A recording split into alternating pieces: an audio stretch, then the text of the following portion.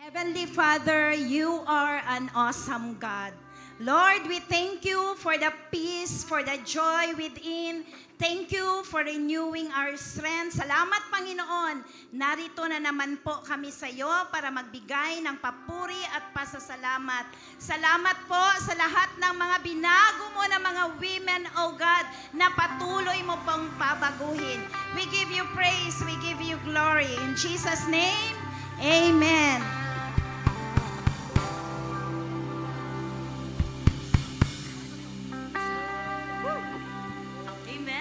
Are you ready to praise and worship our living God?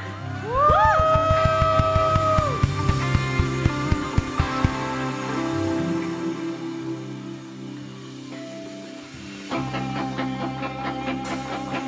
Come on, let's go for hands to the Lord. To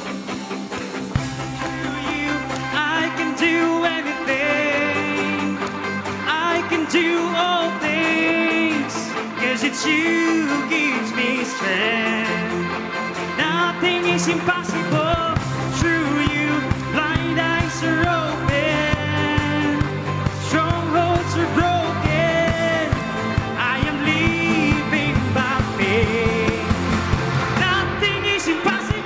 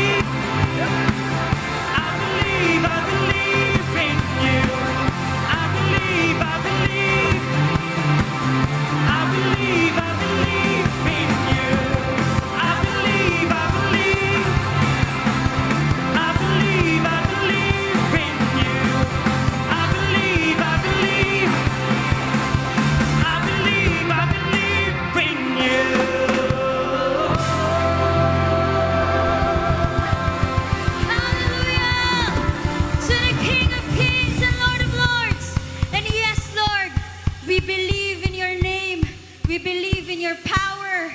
We believe in your love. And your Spirit is here, oh God. Thank you, Lord, for guiding us, Lord. Thank you, Lord, for leading us, Lord, in love. Come on, let's welcome the Holy Spirit. Let's say a prayer to God. Lord, we welcome you in our hearts. Oh God, we want to worship you in spirit and in truth.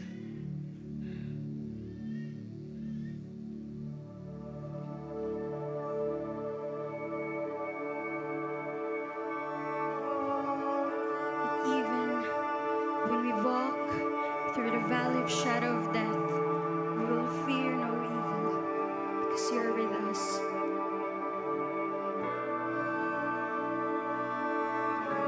Increase our capacity to believe today, Lord, to trust in your name.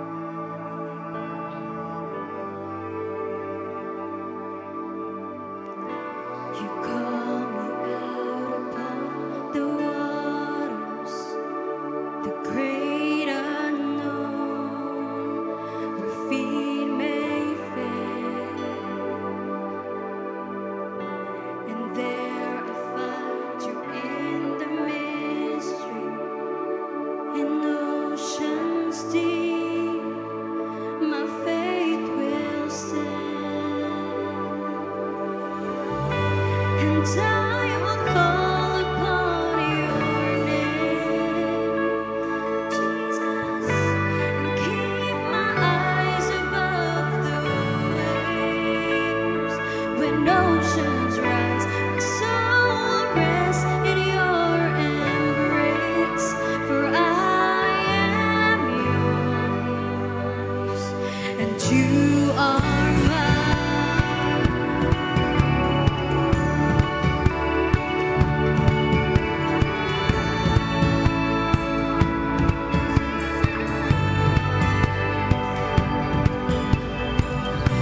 Your grace abounds in deepest waters. Your sovereign hand will be my guide. Come on, let's declare this. Your feet may fail and fear surrounds you. You never fail, and you won't start now. So I will call upon your name and keep my eyes above the waves. When oceans rise, my soul will rest in your embrace, for I am yours, and you are mine.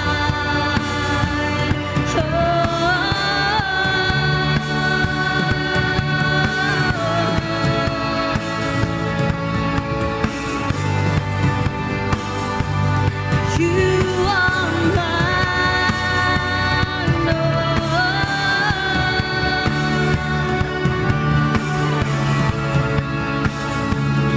Holy Spirit, welcome your presence. Welcome you, Lord.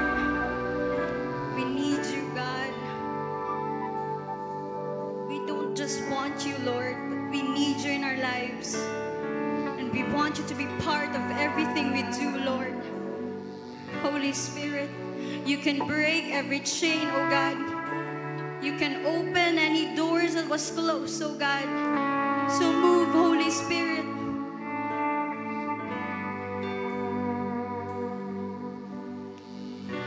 Spirit, lead me where my trust is without borders.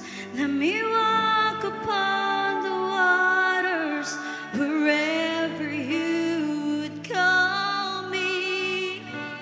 Take me deeper than my feet could ever wander, and my faith will be made stronger in the presence of my Savior. Come on, church.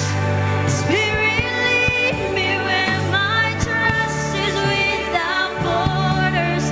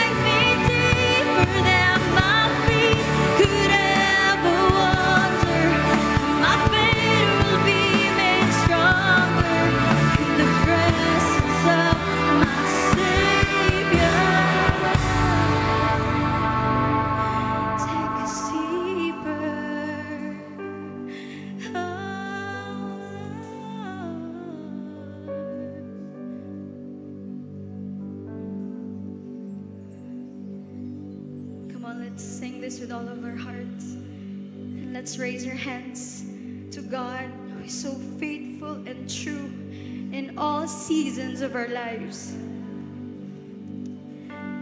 And I will call upon your name, Jesus, and keep my eyes above the waves.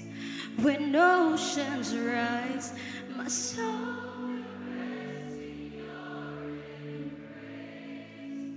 For I am yours. We are yours, Jesus, and you are mine. We love you, Lord. We love you so much, Jesus.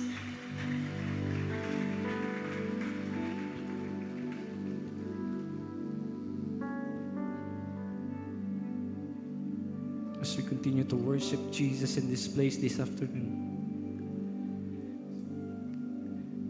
come on, feel the presence of God in this place. He's working at your life right now. We continue to worship you, Jesus.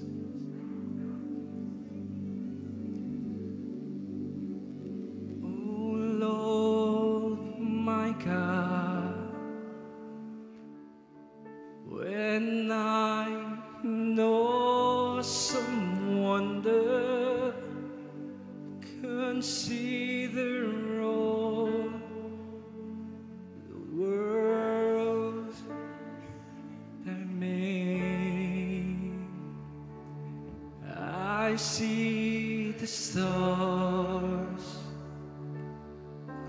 I hear the rolling thunder, thy power throughout the universe display. Then sings my song, my Savior God, to thee. How great thou art, how great thou art. Then sings my soul, my Savior God, to thee. And how great our God, how great our God.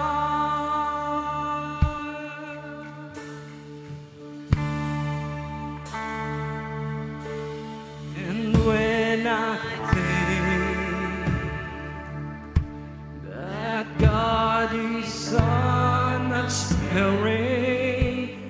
sent him to die, my scar can take it in. That on the cross, my burden gladly bearing, he bled and died to take away my sin. Then sings my soul, my Savior God, to thee. How great thou art, and how great thou art. Oh, then sings my soul, my Savior God, to thee. And how great our God, how great our God. Come on, command your soul to worship Jesus. Sings my soul, my Savior God, to thee.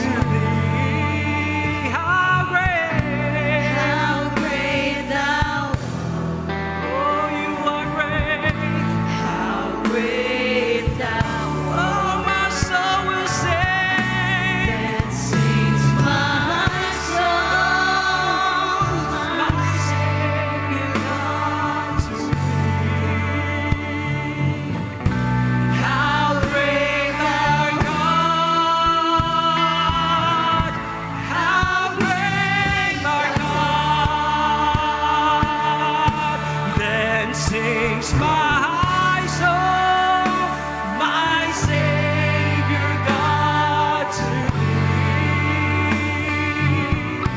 How great thou art, and how great thou art,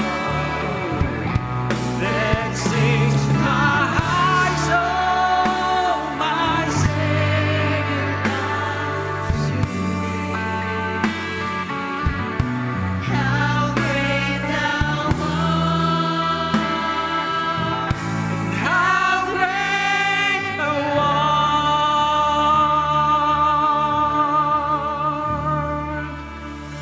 Oh, you're so great. Oh, our Lord is so great. Hallelujah. Come on, continue to raise your hands to the Lord this afternoon. Oh, let your hands be the symbol of praises and glory. Oh, come on, we sing. Oh, we lift our praise to you, Jesus.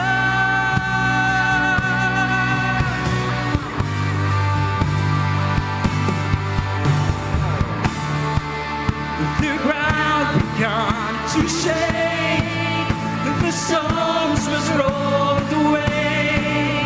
His perfect love could never be overcome. Now that where is your sting, our resurrected King has rendered you defeated. The ground began to shake, the storm was rolled away. His perfect love could not be overcome. Now that we raise your sting, a resurrected King has rendered you defeated.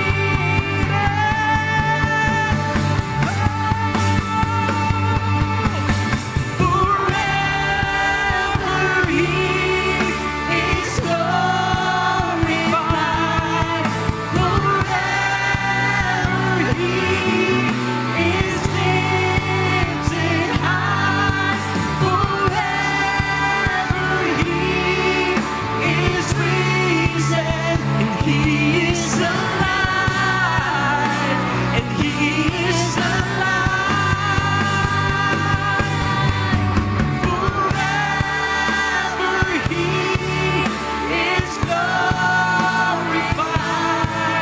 Forever He is lifted high. Forever He is risen, and He is alive, and He is alive. Forever He is glorified. Forever He is lifted high. Forever He is risen, He is alive, and He is alive.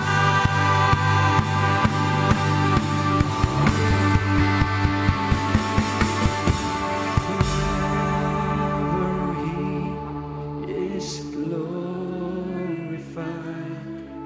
Forever He is lifted high.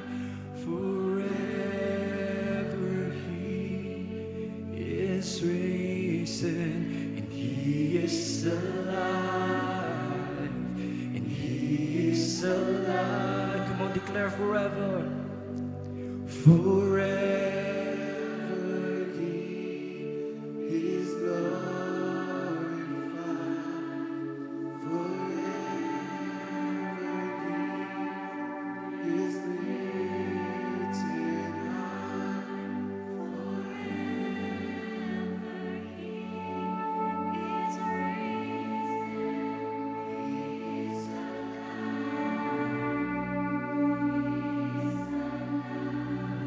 Our God is alive. Hallelujah.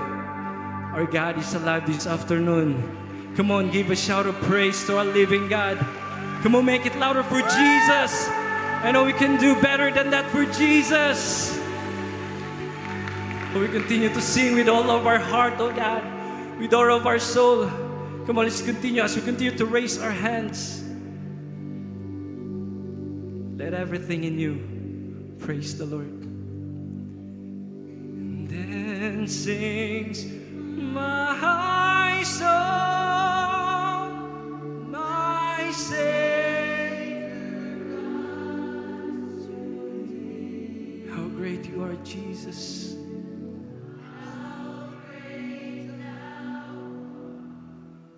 You're truly great.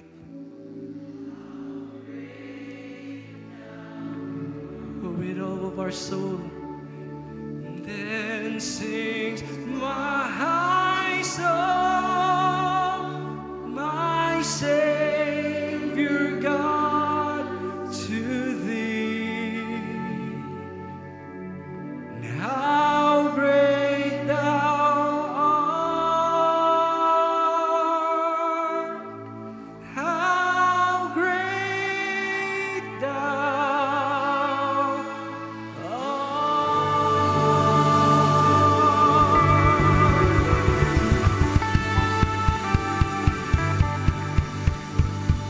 How is your soul today? Is your soul singing to the Lord today?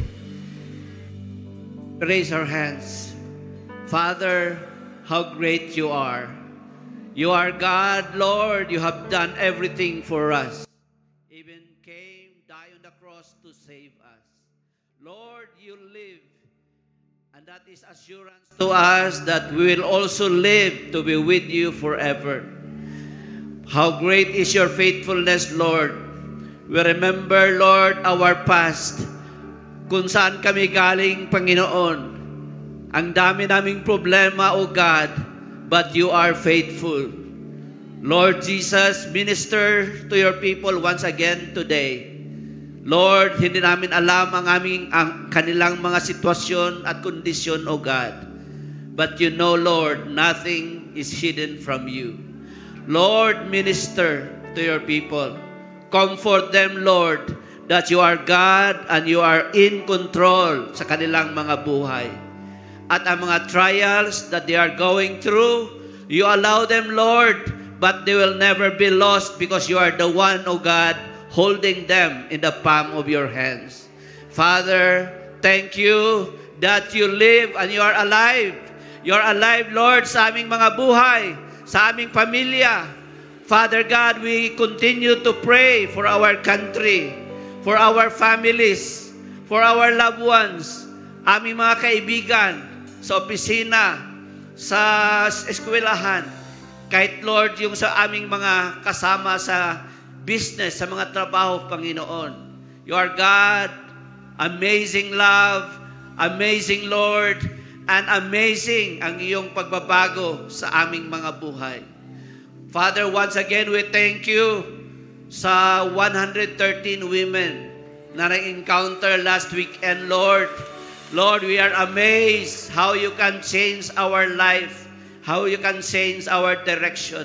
And we celebrate, Lord, hearing those testimonies, how you have protected them. Bring them back, Lord, into your fold. Father, use all of us, Lord, so that more and more people will have a real, genuine relationship with our Lord Jesus Christ.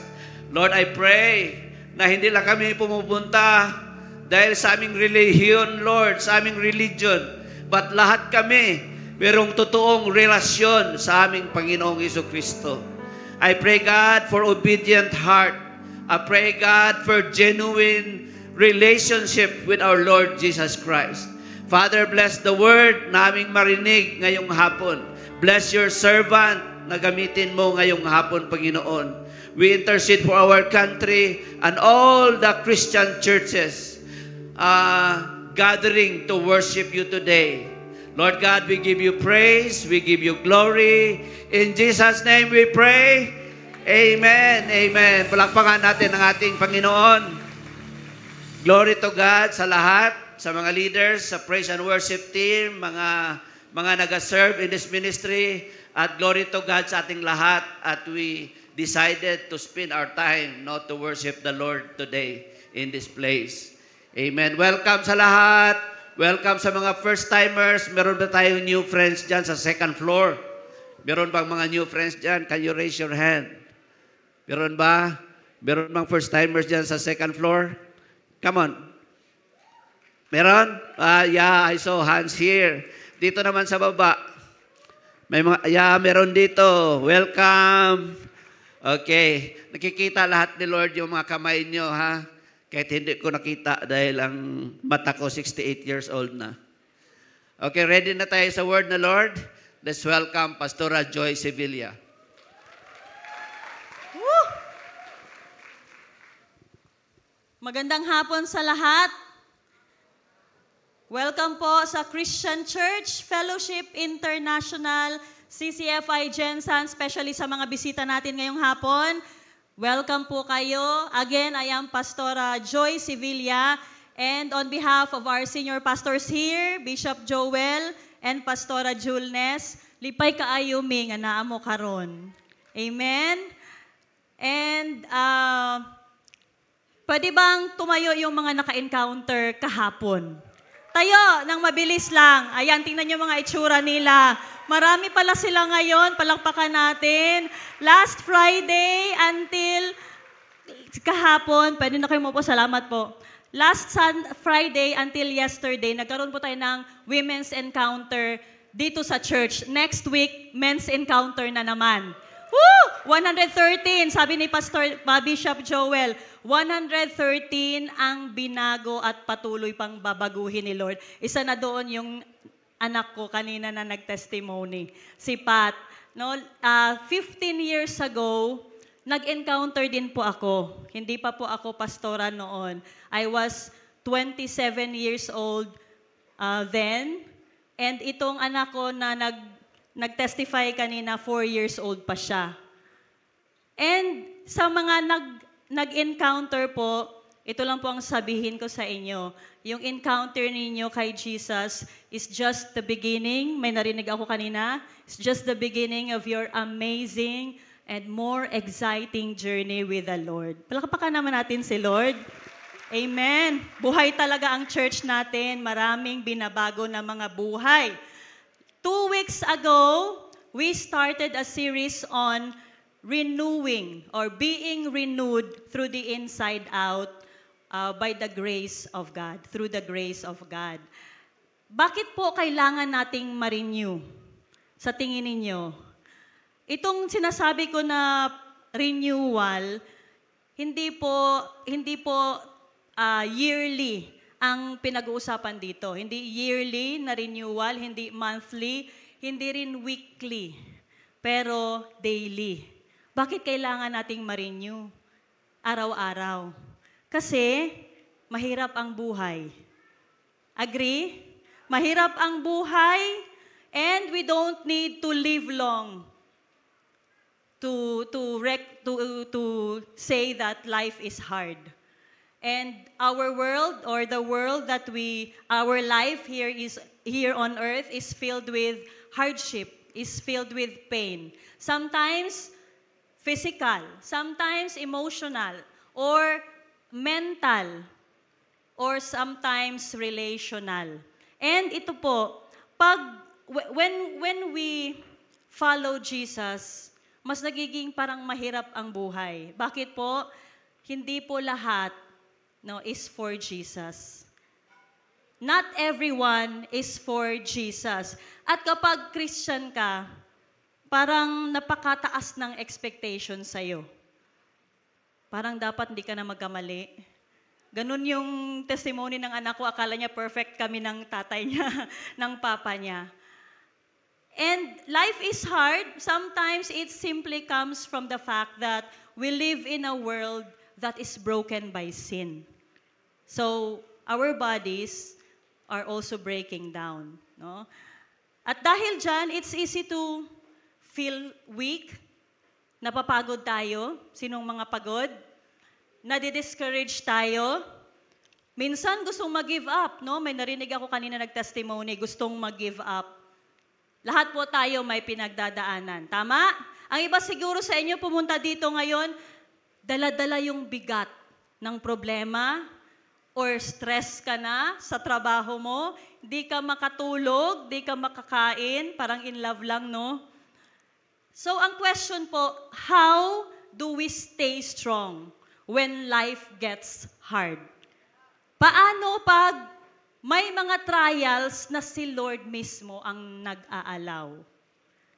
Okay, this afternoon, we will look at the life of Paul at malalaman natin yung secret niya na hindi naman secret, no? His secret to endurance, his secret to staying strong. So, the title of our message this afternoon is The Secret to Staying Strong, Daily Renewal in Christ. Ang key text po natin makikita sa chapter 4 of 2 Corinthians, verses 16 to 18. No, ang context ng chapter na ito is si Paul, sumulat po siya sa church doon sa Corinth. Sumulat po siya sa mga believers ng Corinth who were struggling with trials, with confusion, with conflict. And he talked about how he has this ministry by the grace of God. And he talked about, and he encouraged the church doon sa Corinth not to give up kahit na mahirap ang buhay. And then we get to verse 16. Sabi sa verse 16, basahin natin sabay-sabay. Therefore, we do not lose heart.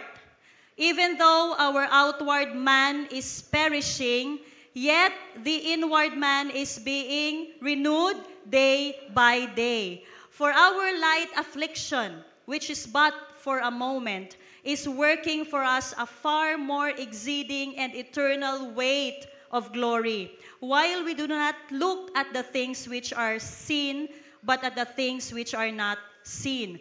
For the things which are seen are temporary, but the things which are not seen are eternal. Sabi ni Paul, do not lose heart, meaning do not give up, do not despair, endure. Yun yung sinabi niya, don't fail. Life can be filled with pain, pressure, problems, whether it is sickness, problem sa pamilya, problem sa pera, pero nire-remind tayo ni Paul, do not lose heart. Do not lose heart. And in these verses, no, makikita natin na meron siyang dalawang F. Meron siyang faith and focus.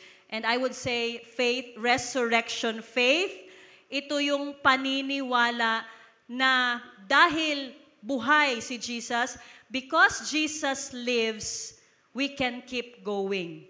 Okay? That kind of faith gives us strength to endure kahit gaano kabigat, no, ang pinagdadaanan natin sa buhay. Trusting in God's promises even in suffering. And focus.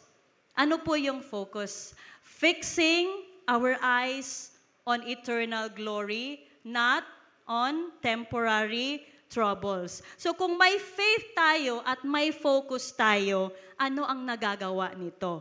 Number 1, first point na tayo agad. Number 1, faith in God. Basahin natin. Faith in God strengthens us from within. Verse 16, sabi po ni Paul, even though our outward man is perishing, or sa ibang version, it's wasting away, yet the inward man is being renewed day by day. Dito pinakita ni Paul, pinapakita niya yung contrast between the outer self and the inner self. Okay? Yung outer self, ito yun, no? Ito yung physical body natin. Ito yung earthly life natin na part ng broken world. No, parang jar of clay. Nabanggit yun ni Paul sa letter niya rin sa Corinthians. Jar of clay na madaling mabasag. Temporary lang ang katawan natin dito sa mundo. Pero yung inner self, ito yung pagkatao, bagong pagkatao natin kay Christ. Last Sunday, ano nga ang topic natin? When Christ lives in me. When Christ lives in us, we are dead to sin and we are alive in Christ. Ito yon, yung inner self, ito yung bagong pagkatao natin kay Christ, transformed na because we trusted in Him at patuloy pa itong nire-renew ng Holy Spirit. It's who we are becoming and it belongs to the future glory na darating. Intindihan po natin. Colossians 3:10. Basahin natin.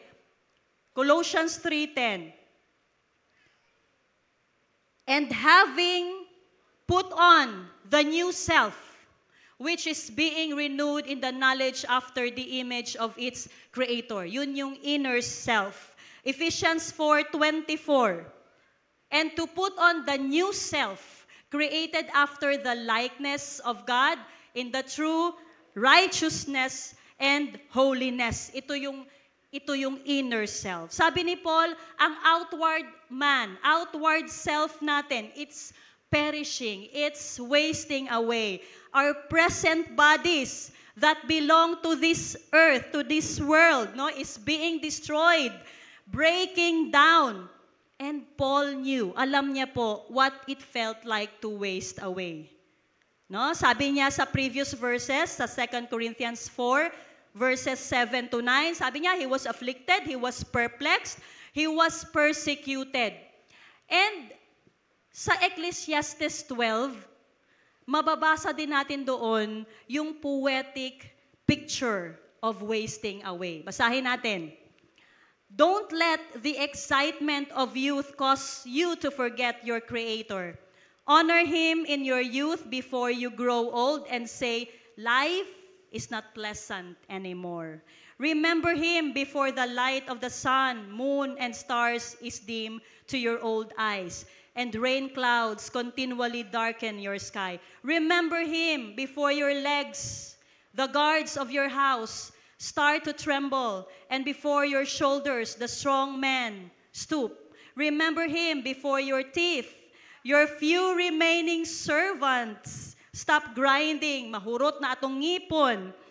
And before your eyes, the women looking through the windows see dimly. Remember Him before the door to life's opportunities is closed, and the sound of work fades. Now you rise at the first chirping of the birds, but then all their sounds will grow faint. And this continues. Pwede po nating basahin chapter 12.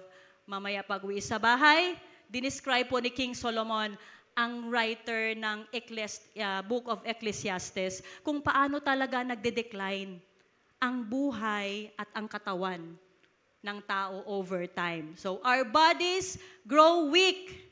Tama? Nanghihina, tumataba, nagkakaedad ka, tumataba. Minsan, pag nagkaedad ka, pumapayat ka na naman. No? Nalalagas ang buhok mo, nakakalbo ka. Minsan, may tumutubo na mga buhok na hindi mo inaasahan. Ako, marami akong baby hair, kaya nga ako nag-headband, tinago ko. No? Nakakadistract kasi, bakit may baby hair ako? 42 naman ko. Naapamani nga nung nagtubo pa man eh. No? Nawawala ang muscles. Numihina ang heart. Nagkakasakit. No? It's part of aging in a broken world. And it's not easy. No? At hindi lang ito nangyayari sa matatanda. Take note. Kahit sa bata, meron din, no? At a young age, nararanasan din ito. Makakuan ba mo?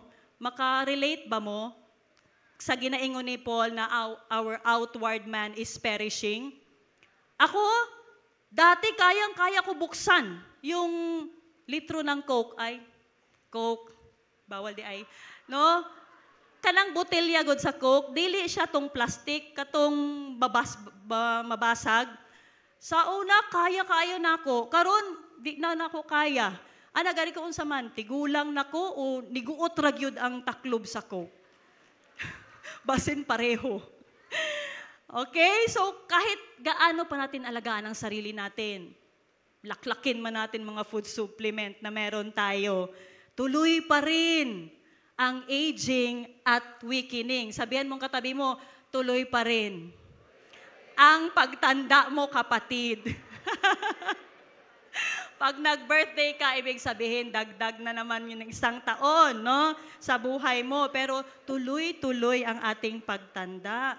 Kasi our body is wasting away. And si Paul, no? He is showing us na kahit humihina ang mga katawang lupa natin, no? Humihina ang mga katawang lupa natin, pwede tayong ma-renew at pwede tayong ma-strengthen day by day sa loob. Inward, yung inner self natin. Okay? Sabi sa Ephesians 3:16 to 17, basahin natin. That according to the riches of His glory, He may grant you to be strengthened with power through His Spirit in your inner being, so that Christ may dwell in your hearts through faith. Kinsay kusgan dira, no? In the inside. Amen. Sa Greek po, yung verb na being renewed is both in the present tense and passive tense. Being renewed sa present tense, meaning, no, it is not a one-time event. It is happening daily, continuous, constant. Sa passive tense, ang passive tense naman na meaning ng being renewed na verb, we are not renewing ourselves. God is the one doing the renewing. So, putting it together, being renewed is an ongoing action, and God is the one doing it to us. We don't renew ourselves. We need God daily to do the work in us. And He faithfully does it every day by day. And we can't miss the timing of this renewal. The timing of this renewal, hindi yearly, hindi monthly, hindi weekly. Sabi sa verse 16, ano daw? Daily, day by day. Just like the manna that God provided for Israel in the wilderness. God gives us just enough for each day. He doesn't give everything at once. Sapat, pero sapat lang for each day. That's why we can face tomorrow. We can face tomorrow. Gandang bigyan ng tono. We can face tomorrow with hope. Okay? With hope. Because God's mercies are new every morning. And we know that this daily process of renewal will lead us in the resurrection and being presented to Jesus, just like what Paul talks about in verse 14 of the same chapter. Basahin natin. 2 Corinthians 4:14. Knowing that He who raised the Lord Jesus will raise us also with Jesus and bring us with you into His presence. Amen. So, as followers of Jesus po, we become more transformed into His image daily. Amen po ba? Pansinin ninyo, kung lagi kayong, or kung sino ang palagi ninyong kasama, somehow, nai-impluwensyahan kayo ng mga lagi ninyong kasama. For example, lagi ninyong kasama ang bading ninyong kaibigan. Diba? Na-impluwensyahan kayo sa ang language nyo, chares, charot, erpa, no? Ang say na itabo sa akong anak. Kasi laging kasama, laging dikit-dikit yung mga kaibigan na ganun ang language. Pero, kung kay Jesus tayo lumalapit, dumidikit, nagfa-follow, maimpluwensyahan po ta sa iyahang character. Nagiging Christ-like tayo at yun ang goal natin. Christ-likeness. Okay? So our bodies may grow weak, but our spirit can grow strong. Tandaan po natin, faith reminds us that God is working on the inside, even when the outside is breaking. Paano po yung faith? How faith strengthens us from within? First, faith strengthens us from within when we rest in God's active working power in our life. Nilagay ko dyan, faith strengthens us from within when we rest in the living presence of God. Same lang po yun. Ano ba yung living presence of God? When we rest in the living presence of God. Yung living presence of God, it refers to the idea that God is not distant. Okay? He is not a distant God. He is not a passive God. But He is an ever-present God, and He is actively involved in the daily detail no sa buhay mo. Yun bitaw kana bitawng idea nga bisan na daghan kag problema, bisan na murag wala kay kampi, ikaw lang nag-inusara nga nagasagubang sa imuhang mga problema, yung idea na merong isang tao na lagi mong kasama, hindi ka iiwan, at may pakialam siya sa'yo. Amen? Si Jesus, nagpapastrength yun sa faith natin. We can rest knowing that He has not left us on our own, how to figure out, to solve our problems, how to live a life of faith. Yes? Kapag natanggap na natin si Jesus sa buhay natin, He has actually initiated His work in our lives. And He is continuing to make us new from the inside out. And He is 100% committed to our sanctification and glorification for His glory all the way to the very end. Amen. Sabi nga sa verse, sa Bible, He who began a good work in you is faithful to complete it. He is faithful to complete it until the day of Jesus Christ.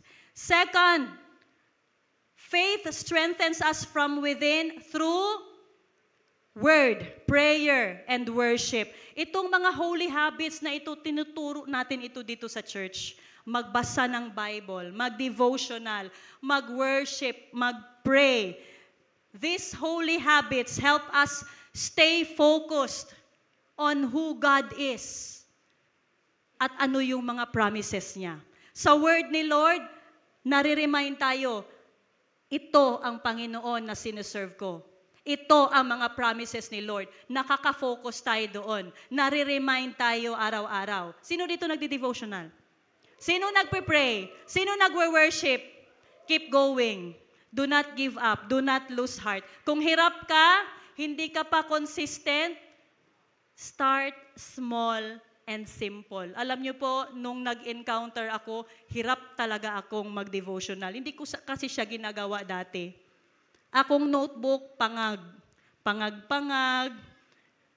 Kasi hindi ko siya ginagawa dati. Mahirap yung may isa kang gagawin na nag-commit ka, tapos hindi mo siya nakasanayan. Pero ito po, start small and simple. No? Habang nagluluto, worship habang nagluluto. Worship habang naglalaba. Magbasa ng Bible instead nga mag-scroll.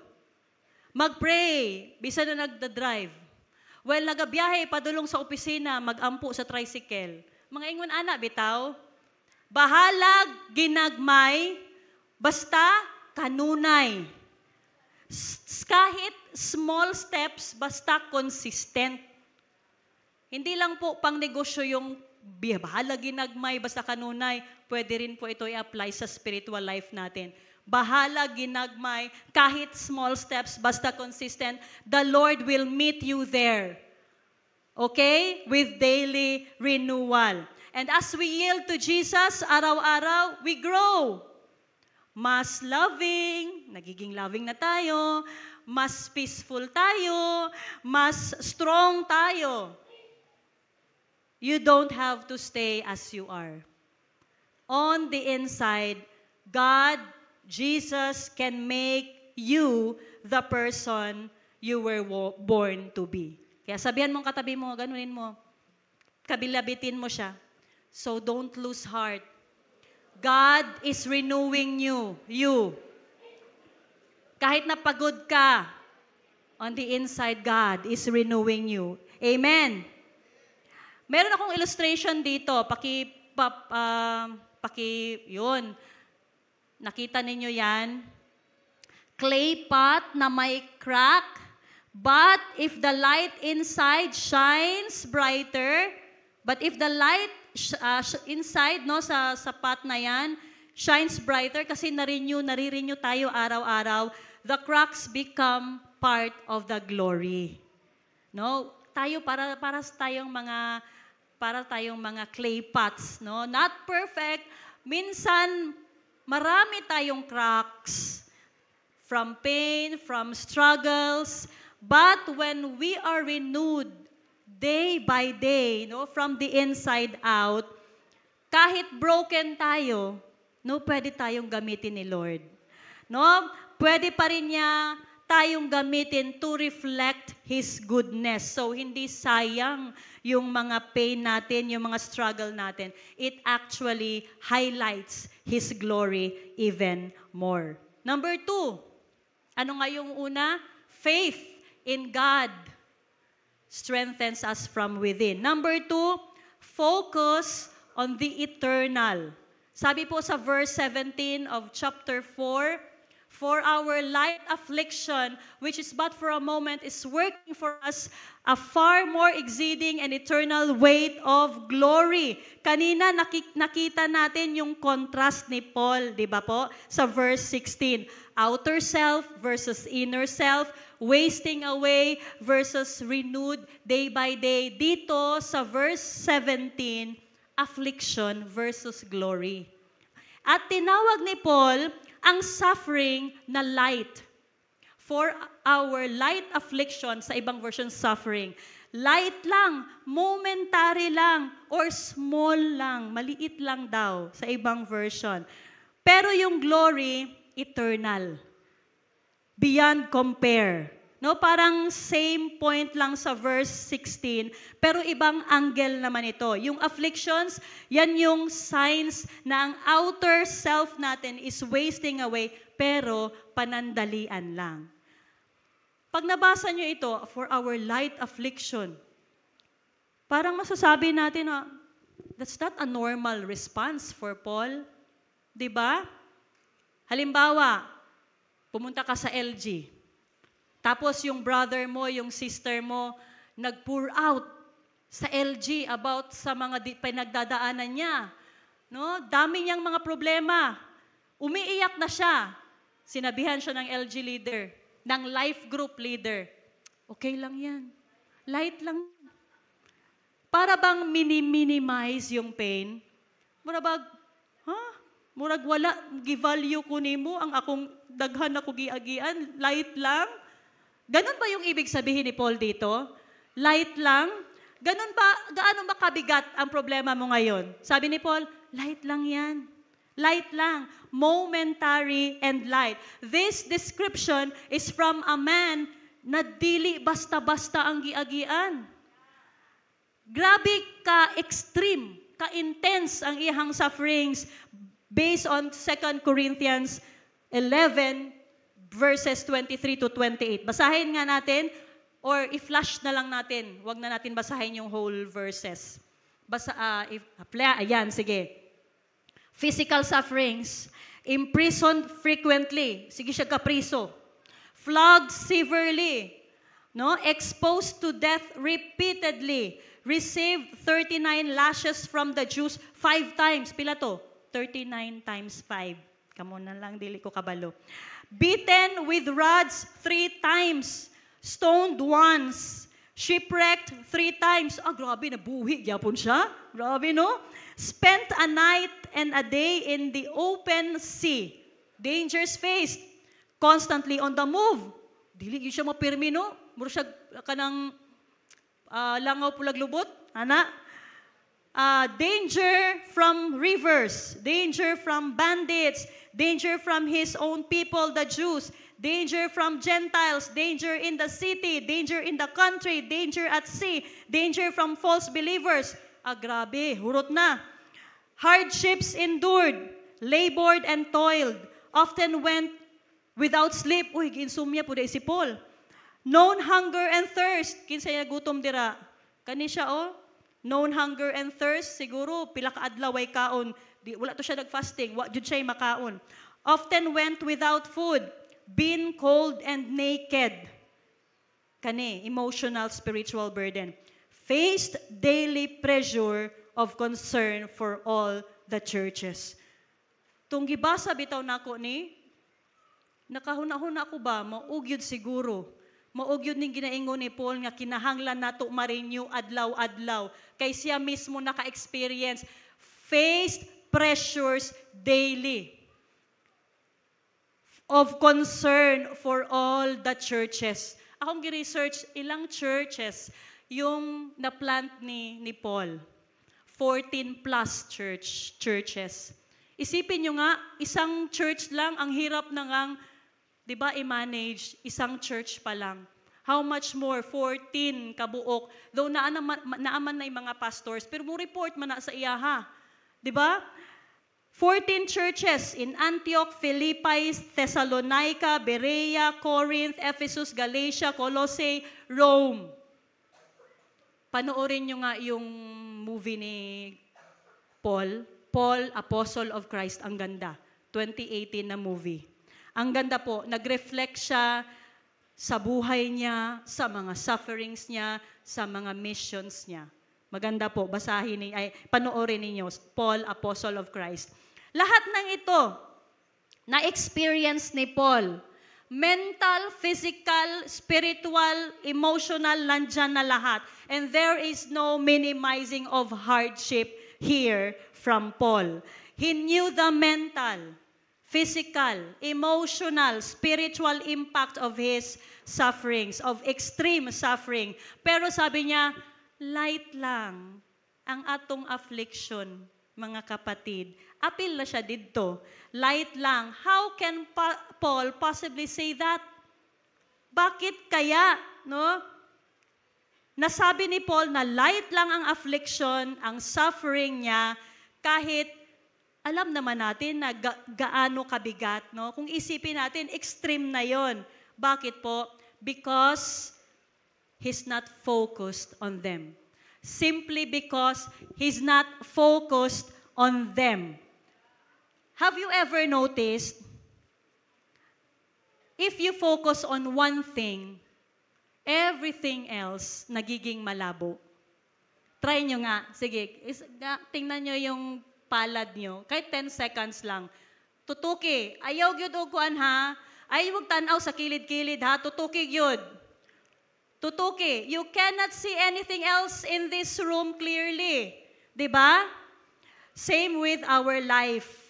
If you focus too much on what is happening to you right now, focus ka sa imuhang problems, sa buhay mo, sa pamilya mo, sa mga utang mo, focus ka masyado, nagiging malabo at nagiging malayo yung goal mo. But if we focus on the goal, okay, hindi na masyadong overwhelming yung mga problema. All of a sudden, they become blurry and unimportant. Kasi iba ang focus natin. I'm convinced that this is another thing na meron si Paul. Faith, kanina, and focus. Focus. Sabihin nyo nga, focus. We don't focus on our temptations. We look at the goal. Okay? We don't focus on our problems, our pain, our sufferings. We look at the goal. We don't focus on the state of our nation, mga politics, ano pa yung mga kaguluhan dyan. We focus on the goal. And who is the goal? Should I say, yes, who is the goal? Not what is the goal. Who is the goal? Si Hebrews 12, sagutin natin. Hebrews 12, 1b to 2a. Let us run with endurance the race that is set before us. looking unto Jesus. Underline nyo yan. Looking unto Jesus, the author and finisher of our faith. Kinsa atong goal? Si Jesus. Looking unto Jesus. Kung discouraged ka, look unto Jesus. You fight temptations, look unto Jesus. Sige ha, na ako iingon, tapos ka mo musulti, look unto Jesus, para marinig nyo sarili nyo. Okay lang? Sige. Sobrang dami mong pressure sa work. Dami mong mga assignment sa school. Pagod sa bahay, marami kang anak. Spiritually dry. Ministry feels useless. May sakit ka. Single ka pa rin. Wala ka pa ring anak. Namatayan ka. Amen. Namatayan. Meron tayong kasama dito na namatayan. Bago lang. Kayong weekend lang.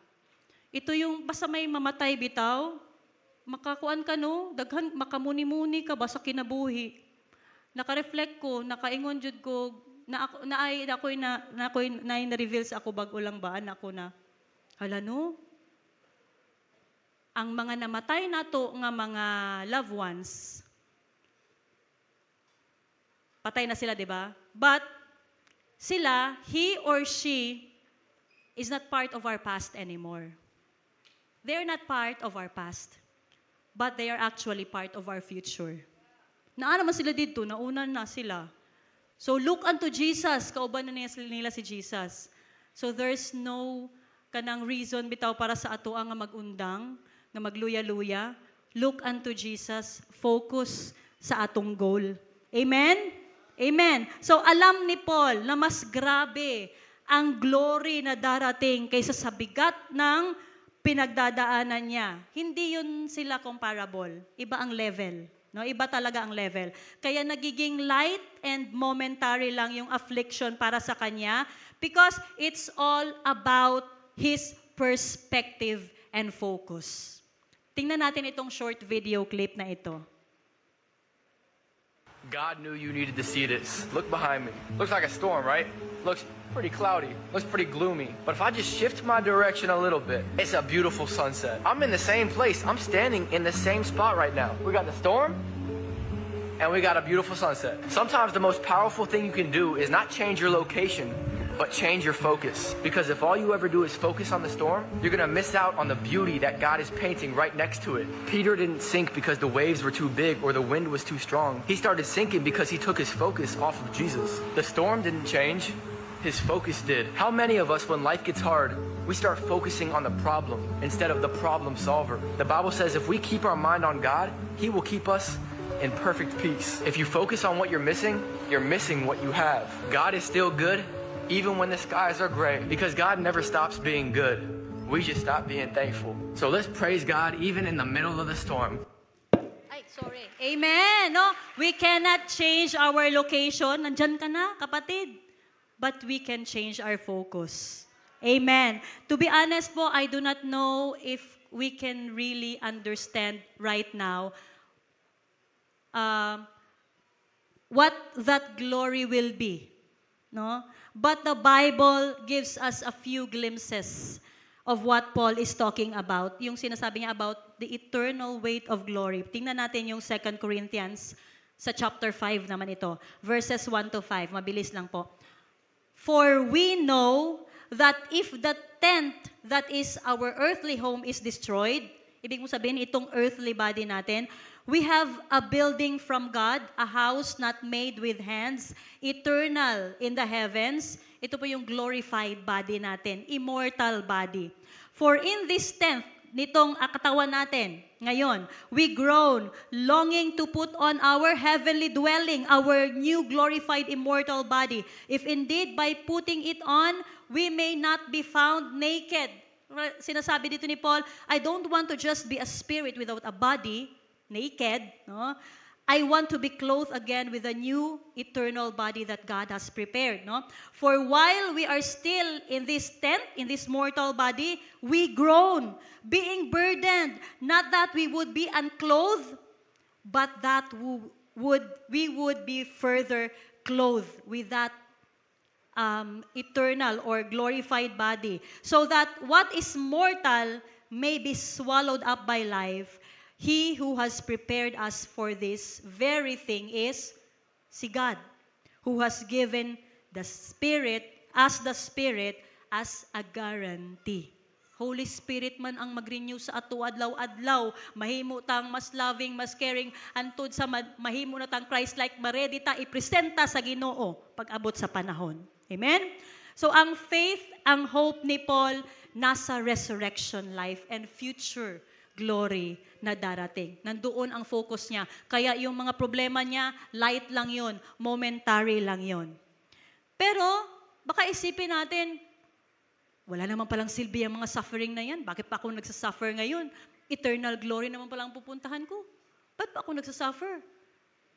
No? Walang pulos. Pointless, meaningless yung mga suffering na yan. Bakit ako nagsasuffer, Lord?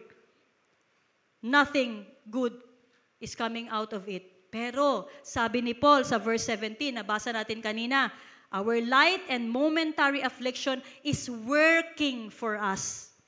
In other versions, it says, it's preparing for us. Yung mga sufferings natin dito sa mundo, it's preparing for us an eternal weight of glory. Yung affliction natin, ginagamit ng Panginoon to prepare us for eternal glory. So, hindi sayang yung pinagdadaanan natin ngayon. God is using it to level you up. To level you up and bring out your greatest praise after your darkest days. Hallelujah.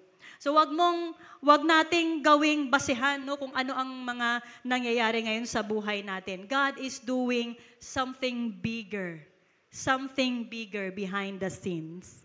Okay? Kung nakafocus tayo sa purpose ng Panginoon, kahit trials, nagiging tools, nagiging kasangkapan po.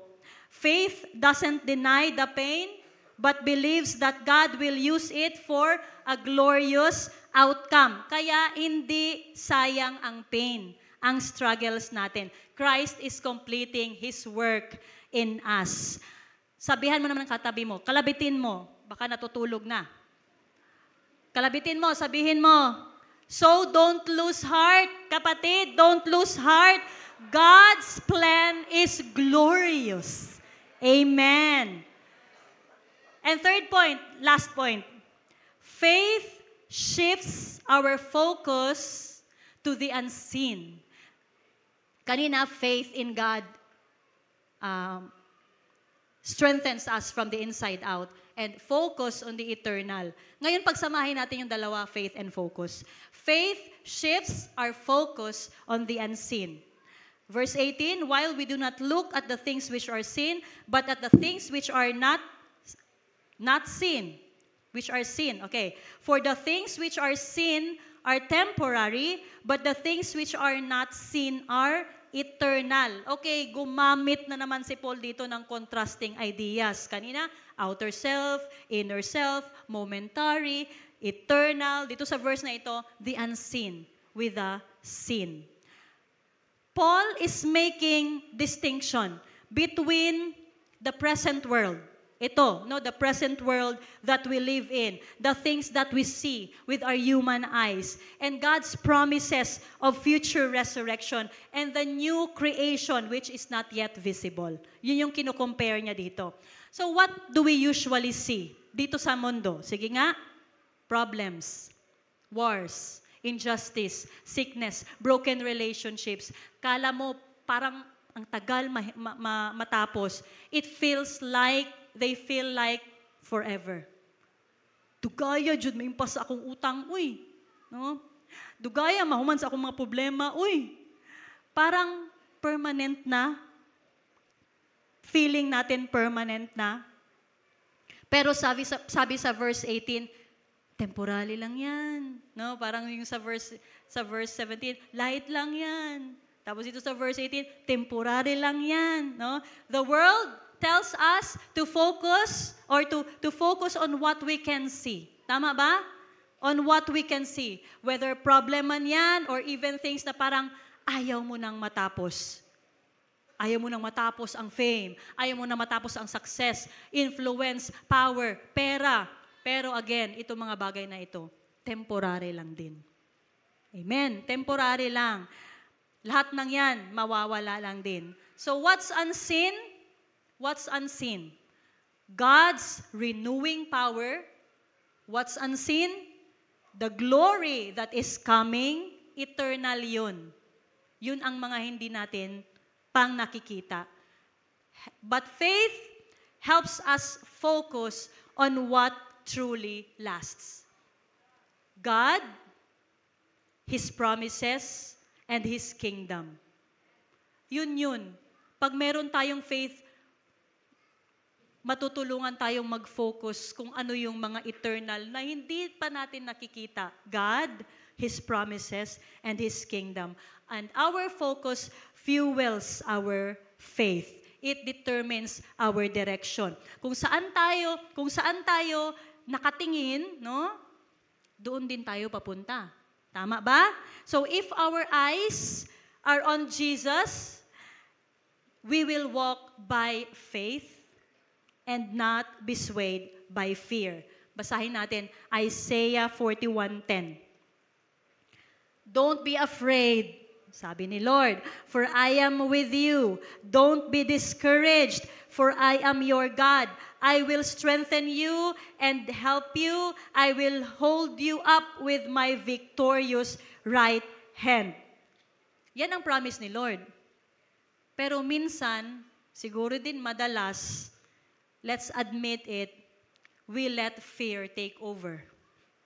Kasi doon tayo nakafocus sa kung ano yung nakikita natin, on what we see, like bad news, family problem, problemadong pamilya, problemadong anak, problemadong bana, money problems, feeling natin forever na yon. Yung tiwala natin napupunta doon sa mga bagay na nakikita natin.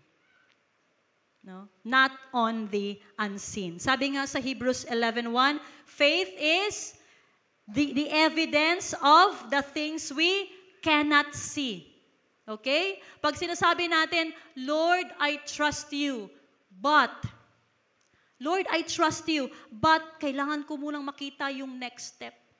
Lord, I trust you, pero kailangan mo muna mag-provide. Lord, I trust you, pero may backup plan ako, just in case. Lord, I trust you na matatapos ang facility namin. Pero Lord, sana may donor agad.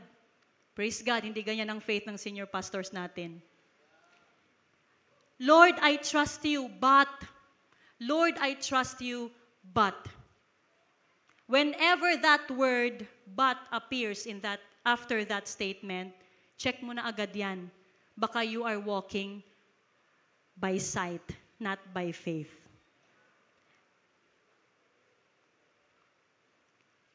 Kasi minsan, no, we are tempted to fix our eyes on what we can see. So siguro sa mga life groups natin, maybe we can ask saang parte ng buhay mo na nasabi mo or nasasabi mo or sinasabi mo, Lord, I trust you, but. Lord, I trust you, but. And what would it look like to really step out in faith? True faith means trusting God kahit mahirap, kahit messy. Painful, yes, minsan, pero hindi siya forever. Amen?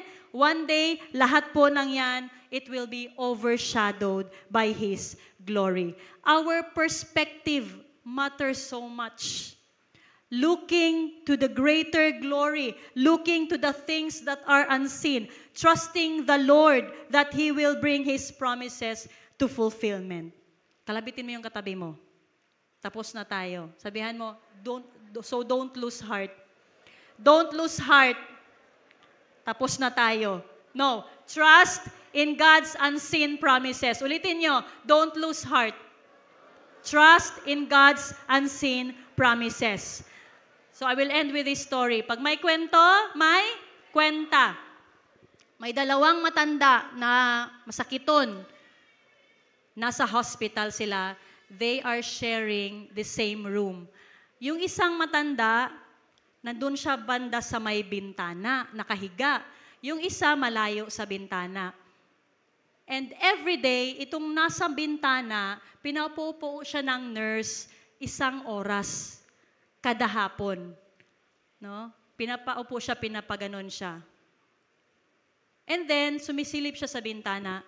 Every day, sinasabihin niya yung kasama niya, uy, ang ganda ng park dito, may lake dito, green ang paligid, daming mga batang naglalaro, nagtatakbuhan. Uy, may lovers dito na nag-holding hands while walking. Ganon, no, sinasabi niya. So yung isa naman, gusto niya rin, yun ang inaabangan niya everyday. O ano namang nangyari yun sa labas? Ganon, no?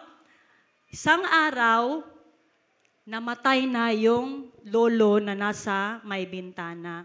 So nalungkot siya. Wala nang nagbabalita sa kanya kung ano ang nangyayari sa labas. Weeks passed, ganun pa rin, no? Parang na-discourage siya sa buhay. Parang gusto niya nang lumabas, hindi naman siya makalabas, bedridden siya. So sabi niya, nurse, pwede niyo ba akong ilipat doon sa may bintana?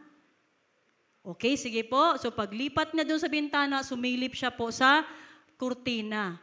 At ang nakita niya, pagsilip niya, nakita niya yung kaibigan niya.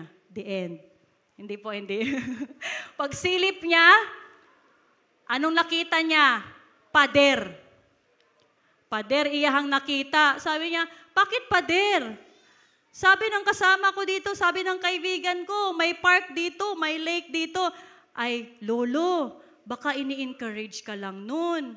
Hindi pwedeng magsinungaling ang kaibigan ko. Lolo, kahit may park dyan sa labas, kahit maraming bata dyan sa labas, hindi niya po talaga makikita because he was blind. Bulag di ito, no? You know what? Sometimes, the most powerful things in this world are unseen. Faith. Nakikita mo ba? Ang faith? No. Love. Hope. Courage. The old man, he was blind. But he saw something greater in his heart and shared it to uplift someone else. Assignment po this week. Hindi lang siguro this week, simula this week. Tayo po gagamitin ng Panginoon para mag-encourage sa iba. Share natin yung faith natin. Marami tang nakapaligid sa atin problematic. Tama po, kasama sa bahay, kasama sa opisina, classmate man yan, mga relatives, mabibigat ang pinagdadaanan. Magpagamit po tayo sa Panginoon. Share natin yung faith natin sa kanila. One day, kahit hindi man natin nakikita ang promises ni Lord, unseen pa man yun, one day, we will experience the fulfillment of His promises. Amen. Tayo-tayong lahat. Amen. So, we understand. Ano nga yung una? Faith in God strengthens us from within. And faith can strengthen us when we rest in the living presence of God, when we read our Bible, when we pray, when we do worship. Number 2, our perspective matters most or matters so much. So we focus on the eternal. And third, when we have true faith, totoong faith, and right focus, we're able to see things beyond the unseen. So, don't lose heart. God is renewing you day by day. Don't lose heart. God's plan for you is glorious. And don't lose heart. We just trust in His unseen promises. Mag-pray po tayo. Yung mga magkakatabi na mga mag-asawa, may mga anak, hawakan niyo po ang kamay ng mga kapamilya ninyo. And let's pray.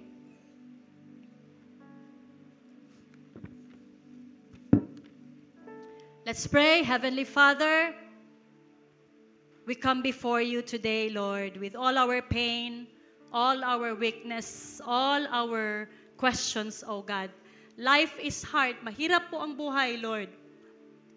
Physically, emotionally, mentally, relationally.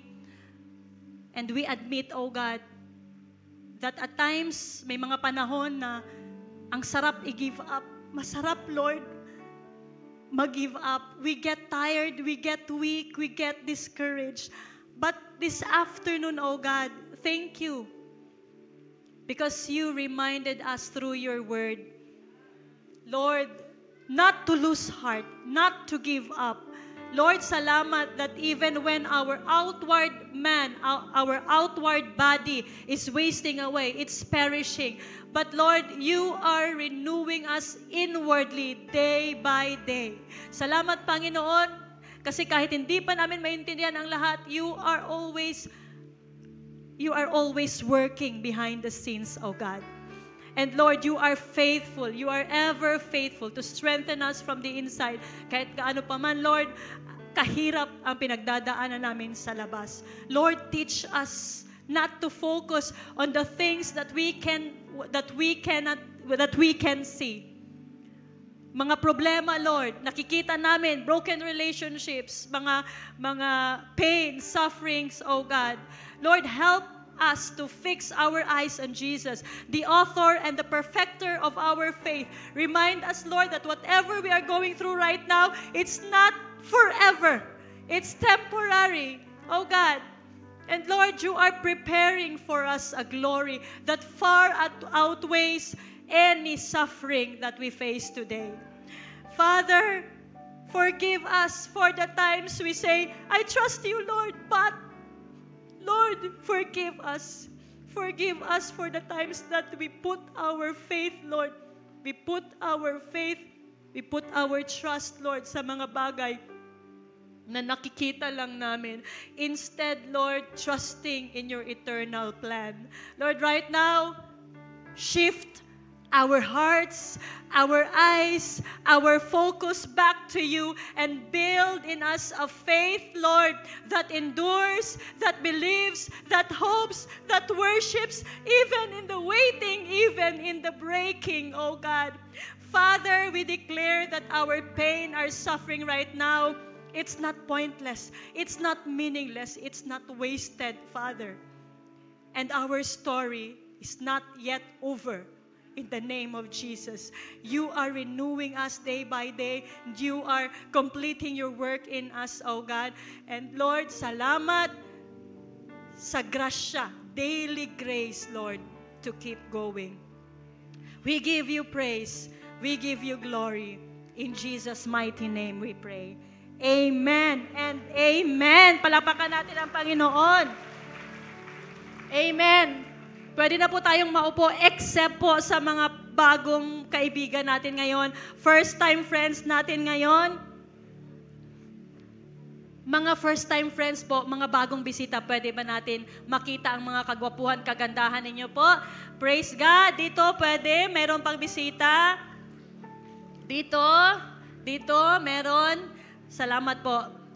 Kausapin ko lang po kayo na mabilisan. Sabi ko po kanina, kapag tinanggap natin sa buhay natin si Jesus Christ, siya po ang magsisimula, siya po ang mag-initiate ng work sa buhay natin. At siya po ang magkukontinue ng work sa buhay natin. Gagawin niya po, He will make us new from the inside out. So ngayon po, ngayong hapon, pray lang po tayo. Accepting Jesus Christ as our Lord and personal Savior. Madali lang po, A, B, C. A, acknowledge natin na makasalanan tayo. B, believe na si Jesus lang po ang kailangan natin sa buhay natin. Siya ang Savior natin. And C, confess po natin na siya ang Panginoon natin, ang Savior ng buhay natin. Okay, let's bow down our heads. Repeat this prayer after me. The leaders will also pray with us. Heavenly Father, thank you for your message today. Salamat po dahil dinala niyo ako dito, napakinggan ko po ang mensaheng ito. Para ito sa akin, Panginoon. Salamat, Lord, dahil mahal mo ako. I acknowledge that I am a sinner and I cannot save myself. Marami po akong kasalanang nagawa sa isip, sa salita, kahit na po sa gawa. And I believe that only Jesus can save me. I believe that Jesus is the only way, the truth, and the life. No one comes to you, Father, except through Jesus Christ. And so right now, I confess with my mouth and believe in my heart, and I accept you, Jesus Christ, as my Lord and personal Savior. Salamat, Panginoon, for the Holy Spirit that you have deposited in my heart, in my life. Siya po ang tutulong sa akin. Siya po ang magre-renew sa akin day by day. Thank you, Lord, for the gift of salvation. In Jesus' mighty name, I pray. Amen and amen. Congratulations po. Kung ngayon nyo lang po na pray yung prayer na yon, this is your spiritual birthday, July 20, 2025. Thank you po. Balik po kayo ulit next Sunday. See you po. God bless you. Woo. What time is it? It's time to give. Let's read our verse together in Malachi 3:10. Bring the full tithe into the storehouse, that there may be food in my house, and thereby put me to the test, says the Lord of hosts, if I will not open the windows of heaven for you and pour down for you a blessing until there is no more need. Amen. Let's all pray. Our heavenly and our loving Father, we worship you today with all of our heart, soul, and strength. You are worthy of it all. By faith, we give what is due to you. By faith, we place our hopes in you. By faith, we believe you will provide all of our needs. By faith, we give you our tithes and our offerings. We will not give up in doing what is good. We will continue to praise and worship you in every circumstance. Lord God, guide us with your word throughout this week. We pray for your protection, for your favor, and for your blessing. Be magnified and glorified in our giving. In Jesus' mighty name we pray. Amen. Come on, everyone, let's give. Good afternoon and welcome to Christian Church Fellowship International. Especially to our new friends, welcome. Stay tuned for our announcements.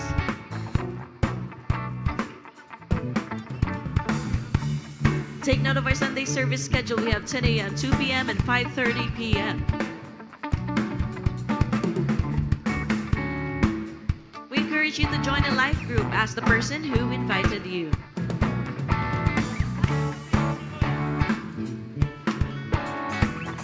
Stay connected on our social media on Facebook, Instagram, and YouTube account at CCFI Jensen for updates and announcements.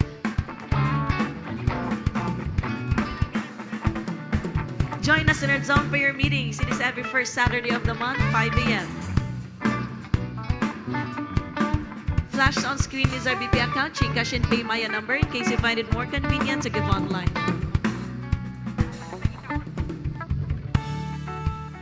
And a happy birthday to those who will be celebrating their birthdays this week. Happy birthday.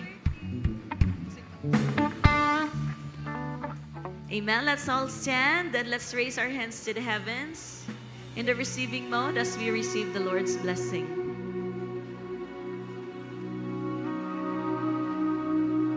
The Lord bless you and keep you. Make His face shine upon you and be gracious to you. The Lord turn His face toward you and give you peace.